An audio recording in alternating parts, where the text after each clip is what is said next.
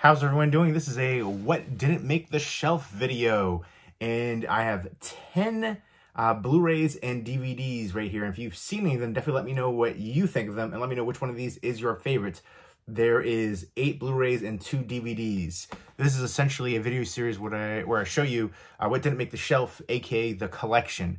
A lot of times, especially in this case right here, there's going to be upgrades where there's certain movies will come out in 4K where just a better edition, a remastered or a steelbook or something to that effect, or DVD to Blu-ray, or in this case, a couple ones, DVD to 4K. They didn't even have a Blu-ray, and then suddenly there's a 4K release for it. So there are a bunch of upgrades here, and then there's some where I just don't really care for the movie. If I can't see myself rewatching a movie, it's gotta go. I'm not gonna keep things in my collection that I don't like. I hear people say that, and it's just weird to me. You know, to me, that seems more like a hoarding mentality, and I know that's kind of crazy to say considering the collection behind me, but again, I don't keep movies I don't like. But everybody collects their own way, and I am, you know, space is at a premium. I have what you see in the back of just piles all over the floor as well. Another couple bookcases over here, another couple in another room. So I definitely want to trim the collection down. It's an ebb and flow. Every month I get in about 30 movies. I try to get that many out the door as well. But let's go ahead and get into it. First up is Last Christmas. I didn't hate this movie. I just thought it was super predictable. I saw that twist coming a mile away, even to the point where like there was a certain significance of where they were sitting, and I called that and what was going to be on there. And I watched this with my girl, and she was surprised that I was able to predict so many details of this twist. But I think most movies are formulaic, some more so than others. I remember watching trailers to movies and being able to figure out the twist, because if you think about it and the structure, it sometimes follows a very simplistic formula. There's a lot of different routes it could take, but usually there's only a couple realistic ones that they use. And to utilize those, sometimes it could be a slap in the face for people who are thinking. You know, you don't need everything spoon-fed to you.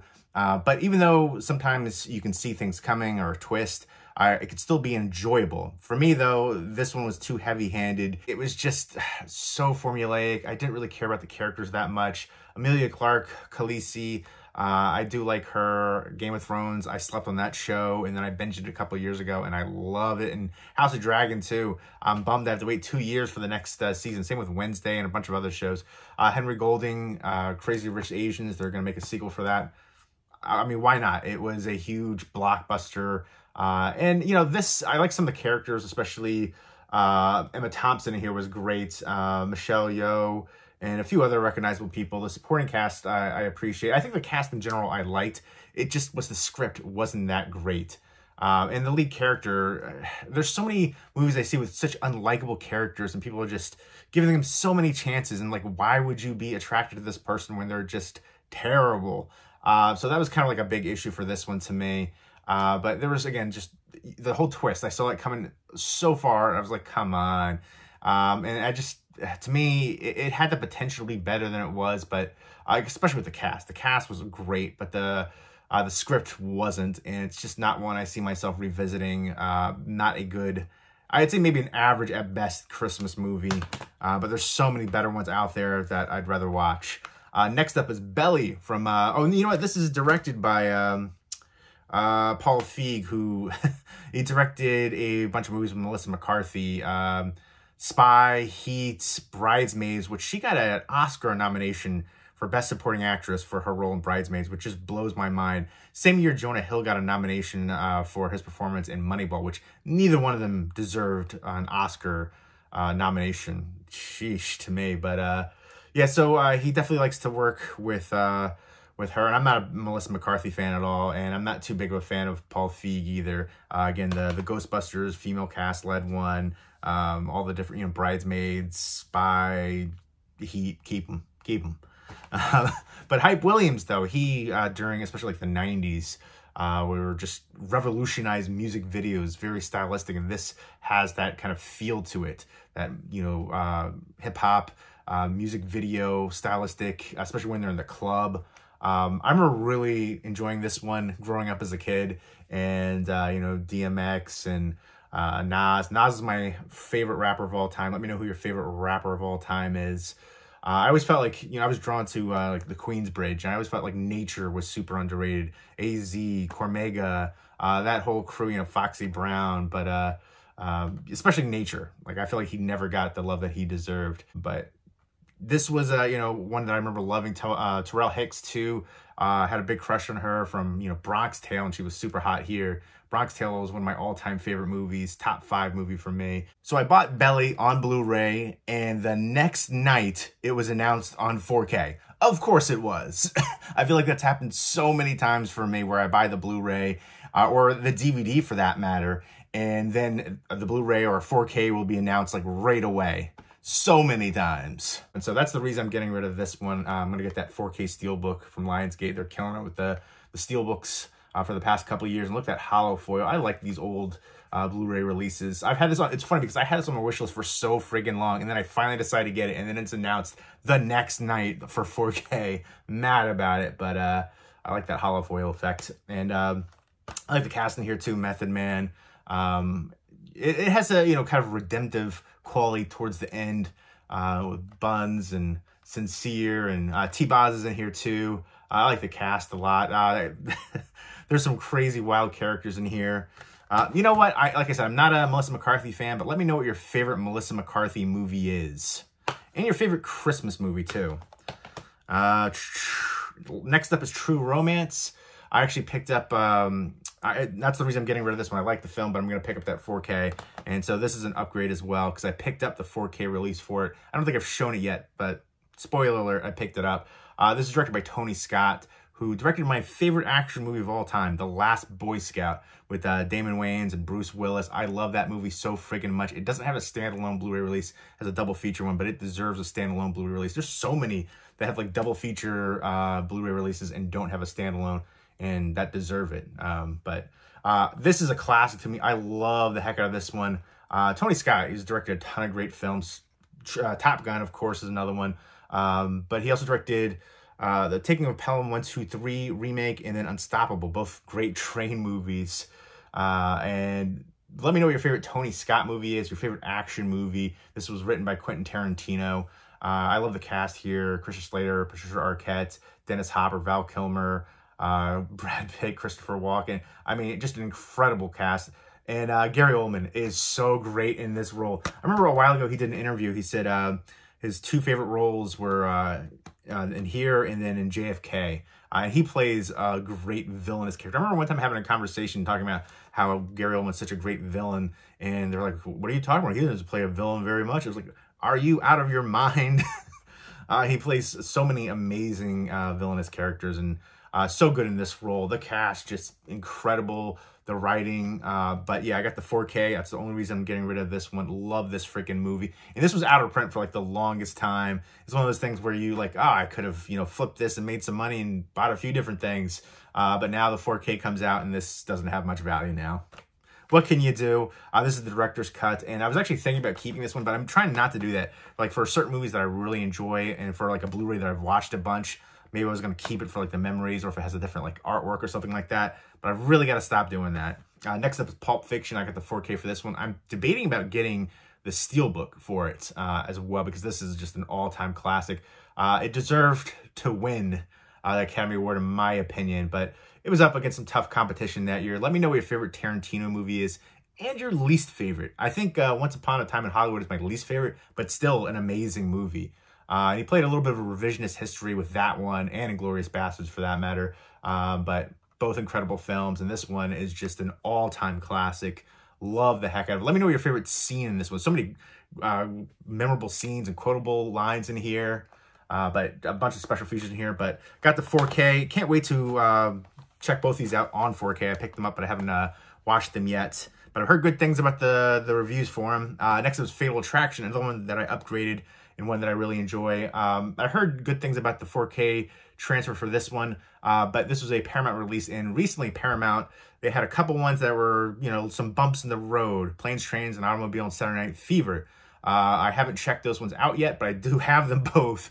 But I heard the transfers were not good for those particular releases, which is unfortunate because I feel like they've done a great job on a bunch of other catalog titles. And again, I heard good things for the 4K release for Fatal Attraction, which I picked up as well, and I haven't shown yet. But spoiler alert, I'll show that in another video coming up. But this is just a classic stalker kind of movie. Michael Douglas, Glenn Close. Let me know what your favorite stalker movie is. This has got to be up there. Fear with Mark Wahlberg, I think, is another one too. But there's a lot of really good, like, female-led ones like that. There was a Crush with Alicia Silverstone, but there was another Crush that came out, I want to say, like, maybe close to a decade ago now, which I actually really enjoyed that one. That was really good. But, like, Swim Fan was another one that I really remember. Was it Erica Christensen, I think, was in that one? But that deserves a Blu-ray release. I always liked that one. But there's a bunch of good ones out there. But this has got to be at the very top. Love the heck out of this one. Intense. The bunny rabbit. Poor rabbit. But love the heck out of it. Great supporting cast in here, too. And Archer. But Glenn Close, incredible in this one. Makes you, you know, reconsider what you might be doing on there on those streets out there when your family's away. Next up is The Yards. And this is directed by James Gray. And this is kind of like a noir feel. And I know it's in the Imprint is an Australian company. They're doing a release for like a big box set for like a neo-noir, and it's in there. So I want to pick that box set up. Imprint has some amazing releases. I think everything they've released have been region-free, at least the ones that I've picked up. So I would highly recommend Imprint as a company. For me, one of the best companies releasing worldwide for Blu-rays. Their packaging, incredible for physical media fans. The releases, some of the transfers I think are better than the transfers we have over here for certain titles. And a lot of Blu-ray releases that we don't have here too. So definitely a big shout out to Imprint over in Australia. Love them. And I want to pick up that box set that has this one in here. That's really the only reason that I'm getting rid of this one. Mark Wahlberg, he gets out of prison. He's going to try to go straight, but he gets caught up in the life and his friend. You got Joaquin Phoenix, Ellen Bernstein, Faye Dunaway, James Caan, Charlize Theron. Great cast here. I was never a big Mark Wahlberg fan as far as his acting. I thought Fear was like one of his best for, you know, younger roles. But then he started doing a lot better for those, you know, based on true story ones. I thought those were all really good. Some of his best for sure. So yeah, this is one that I'm just getting rid of. Again, another upgrade. This is one that I liked, but I didn't love it. And I'm going to give this one away to one of my friends who is a much bigger fan of the movie than I am, based on like the story of Robert Johnson and the 27 Club, which is kind of wild to think about how many, you know, musicians especially passed away at that time. And there's the whole, you know, rumored story that he sold to the devil. And that's kind of what this story is about. Ralph Macchio, Joe Seneca, Jamie Gertz. And I was always mad, and I'm still mad that the, you know, relationship aspect between Ralph Macchio and Jamie Gertz, like, to me, just never, it was, you have it and just kind of like, she leaves. I was like, what? You can't let it play out like that. So I was kind of mad about that. And I had a big crush on Jamie Gertz back in the day. So I definitely wanted her in the movie more than she was. But I like the story overall. I don't know, it just left me wanting a little bit more from it. And again, my friend was a bigger fan of it, so I'm going to give this to him, and he'll appreciate it more than I do. And this is directed by Walter Hill, who's directed a ton of great films. Let me know what your favorite Walter Hill movie is. Of course, 48 Hours, Another 48 Hours, Southern Comfort, The Warriors, a lot of great classics. In fact, Imprint has a great release for The Warriors, which again, region-free release from Australia. But he's directed a ton of great films, but there's a couple of the last ones that he did. Was Bullet to the Head with Sly, and then The Assignment with Michelle Rodriguez. It's the gender reassignment assassin revenge story, which that was a dumpster fire of a movie for me, but some people enjoyed it. To each their own, but he's Walter Hill. You can do better. Next up is Downton Abbey, A New Era. I've never watched this one. And this is one where, you know, I'm really picky when it comes to period piece dramas. And I've never seen the series, and I never saw the previous movie. This is the second movie. This is Downton Abbey, A New Era. And I just don't know. I feel like I'd have to watch at least the first movie if I don't watch the series. And I think this just isn't my cup of tea, so I'm going to let this one go. Yeah. Let me know what your favorite period piece drama is. And let me know if you've watched Downton Abbey. Is it really worth checking out? I waited on Game of Thrones, and I didn't think I was going to enjoy that one. I love that one. So maybe I should give this one a chance. But Again, I'm much pickier when it comes to like dramas of that era. And then next up is Freeway, which I have on DVD, and it didn't have a Blu-ray for the longest time. This was on my list for movies that I thought deserved a Blu-ray, and this one and the next one, SLC Punk, I'll go ahead and show you right here. And this actually has, both of these have a sequel, and I've heard terrible things about the sequels. I haven't seen either one. I can't remember, the sequel for this one was something about like a trick or something like it's something crazy. But this is like a subversive take on Red Riding Hood with Kiefer Sutherland, Reese Witherspoon, Brooke Shields. There's a few other recognizable people in here. Kiefer Sutherland is like this crazy like serial killer, and Reese Witherspoon is putting the boots to him, jacks him up a bit. But I remember like this was a great performance. If you haven't seen this movie and you're a big Reese Witherspoon fan, this will kind of shock you a little bit, I feel like. But she's awesome in this role. And this movie, it's so great to see it finally get more love. Vinegar Syndrome released it, and it has a nice 4K release, which I picked up. Really beautiful, and I can't wait to revisit this one. But really happy that it's got the 4K treatment now. I can get rid of this, retire this DVD. I had another DVD for it too, actually, which is, this one's brand new, still sealed. I don't know, I think I might have accidentally got rid of that one and didn't intend on it, so I had to rebuy it. And then, you know, I'm glad that it came out in 4K. Next up, SLC Punk right here, Matthew Lillard, Annabeth Gish, and Heroin Bob. It's basically punks, and Devon Sawa is in here, and you know, during that time period, hard to believe right now, but people used to call me, you know, Devon Sawa because I looked like him. I got a lot of comparisons to different actors and stuff during that time period, and that was the only one that I actually saw the resemblance to. And I remember when I dyed my hair blonde, he had dyed his hair blonde like right afterwards to be in the Stand video. My friend called me up and said, "You're on TV." I was like, "What are you talking about?" And it's the Stand video playing. So I just thought that was funny. So I always, you know, think of his character in here too. And it also, like, what happened to his character in here kind of freaked me out a bit. So, you know, when I was wild, I was like, I'm just going to stay away from that. But I remember really loving the heck out of this one. And another one that I'm really excited to revisit, I got the, it was the Sony Pictures Classics box set release collection. And that had the 4K release, and that was actually a really good deal. I think it was like 130 bucks. So it ended up being pretty cheap per release. And a lot of times those, like, you know, Columbia Classics, the Sony Pictures ones, where it's just a, you know, a compilation of different movies. It's a mixed bag, but for that price point, I couldn't pass it up. And there's actually a ton of great titles in there too. There's only one that I didn't like that I remember, and then a bunch of ones I haven't seen, and then some ones I really wanted to get. So very happy to get that set and to be able to get SLC Punk on 4K. But I do think they should be released standalone on 4K. And I was just thinking, you know, Mark Wahlberg, it's those True Life ones directed by Peter Berg. Peter Berg brought out the best out of Mark Wahlberg acting-wise. That just popped in my head. I was trying to think of it at the time, and I couldn't remember, but there you go. But some great movies in here, and most of these ones are ones that I'm just upgrading and getting rid of. And I was really tempted, let me know, am I the only one that does that, where, you know, they'll get upgrade and then they'll want to keep the DVD because, you know, you've watched it for a while, and that's the picture artwork that you remember, and you're just a big fan. I'm trying not to do that quite as much. I do it more so for some horror movies because that's my favorite genre, but I do love the heck out of this one. And I think I'm just going to let this one go. Again, space is at a premium, and I've so many. So, and I'm trying not to, like, for certain movies, like The Thing, I probably got like 10 different editions. Killer Clowns of Outer Space, the same thing. And there's a bunch of other ones, like recently Haunt. I got the collector's edition Blu-ray for that one. I love that movie. It's a, you know, horror movie, and I have the DVD. I'm like, let's get rid of the DVD. But then Taking Deborah Logan, I love that one too. Super underrated. I have the DVD, I got the Blu-ray, and I love the artwork better for the DVD. I watched it, you know, probably like a dozen times on DVD. So I'm going to keep that one. So, you know, it's kind of hard for me to do, but I can't be the only one that keeps sometimes the, you know, previous release, you know, for the artwork, just like the memories of watching it so many times on that particular format or that particular release. Let me know.